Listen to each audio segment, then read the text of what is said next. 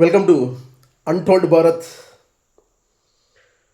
దేశం కోసం ప్రాణాలు అర్పించిన వీరుల నైజ గాథను, వారి చరిత్రను మీ ముందుకు తెచ్చే ప్రయత్నమే ఈ ఛానల్ యొక్క ముఖ్య ఉద్దేశం. ఇక విషయానికి వస్తే, భారతదేశ స్వతంత్ర సంగ్రామంలో దేశం కోసం ప్రాణాలు ఇచ్చిన వారిలో ప్రధానమైన పేర్లలో ఒకటి భగత్ సింగ్. భగత్ సింగ్ గారు 1907 ఆ ప్రాంతంలో జన్మించడం జరిగింది. ఆయన దేశభక్తి ఎలాంటిదంటే, మనందరికీ తెలుసు ఆయన ఎంత వీరోచితమైన పోరాటం చేశారో దేశం కోసమని. దాదాపు ఆయనకి ఒక మూడు నుంచి 4 సంవత్సరాలు ఉన్న తరుణంలో వాళ్ళ నాన్నగారు వాళ్ళ వ్యవసాయ పొలంలో వ్యవసాయ పనులు చేస్తూ ఉంటే, భగత్ సింగ్ గారు కొన్ని కట్టి పుల్లలు, చిన్న చిన్న పుల్లలు తీసుకుని నెడుతూ వెళ్తూ ఉంటారు. దాన్ని చూసిన తండ్రి వెంటనే అడుగుతాడు, భగత్ సింగ్ ఏం చేస్తున్నావయ్యా నువ్వు, పుల్లలు పెడితే ఏమొస్తుంది అని. ఒక్కసారి ఆలోచించండి, ఆయనకు అప్పటి నుంచినే దేశం మీద గౌరవం, ఆంగ్లేయుల మీద పగ, ప్రతీకారాలు ఎలా ఉన్నాయని. ఈ పుల్లలు పెట్టి పెద్దవైతాయి, వాటికి గన్నులు కాస్తాయి, ఫిరంగులు కాస్తాయి, వాటిని తీసుకుని ఆంగ్లేయుల్ని నేను చంపేస్తాను అని తండ్రితో చెప్తాడు. అప్పట్లో ఆంగ్లేయులు మన మీద ఎంత కిరాతకంగా ప్రవర్తించేవారో చిన్న పిల్లలకు కూడా అవగతమైంది. అలాగే అది 1919 ఏప్రిల్ 13వ తేదీ అమృత్సర్లో ఒక పెద్ద గొడవ జరుగుతూ ఉంది. రౌలత్ చట్టం అని ఒకటి ఆంగ్లేయులు మనకు తెచ్చారు. దానికి వ్యతిరేకంగా వేలాది మంది ఆ నిరసన కార్యక్రమంలో పాల్గొన్నారు. అప్పుడున్న జనరల్ డయ్యర్ అనే వ్యక్తి మర తుఫాకులతో వీళ్ళందరి మీద, నిరసనకారుల మీద అందరి మీద దాడి చేశాడు. దాదాపు 360 మంది ఒక్కసారిగా చనిపోవడం జరిగింది.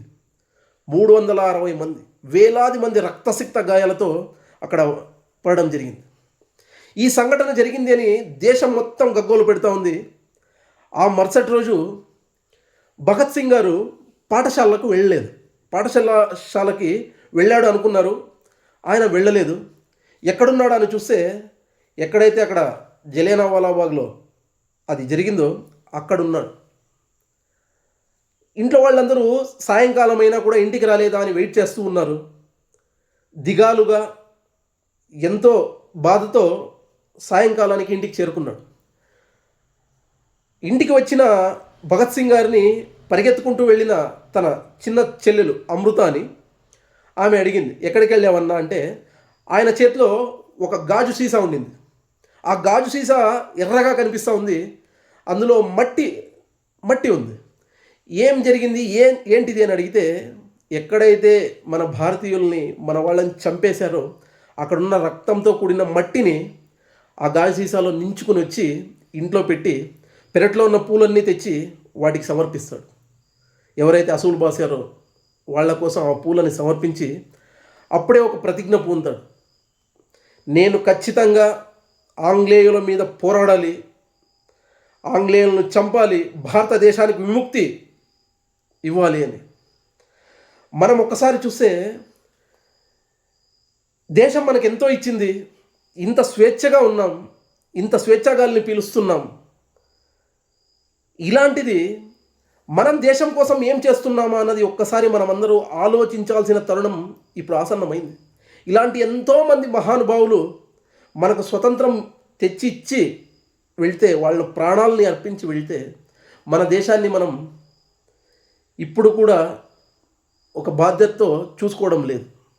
కాబట్టి ఇలాంటి గొప్ప వీరుల చరిత్రని, వాళ్ళు చేసిన పనుల్ని మనమే తెలుసుకోవడం కాకుండా భావి భారత పౌరులైన పిల్లలకు కూడా తెలియాల్సిన బాధ్యత మన మీద ఉంది. కాబట్టి మీరందరూ ఆ ప్రయత్నం చేస్తారని మనసారా కోరుకుంటున్నాను. జై హింద్, భారత్ మాతాకి జై.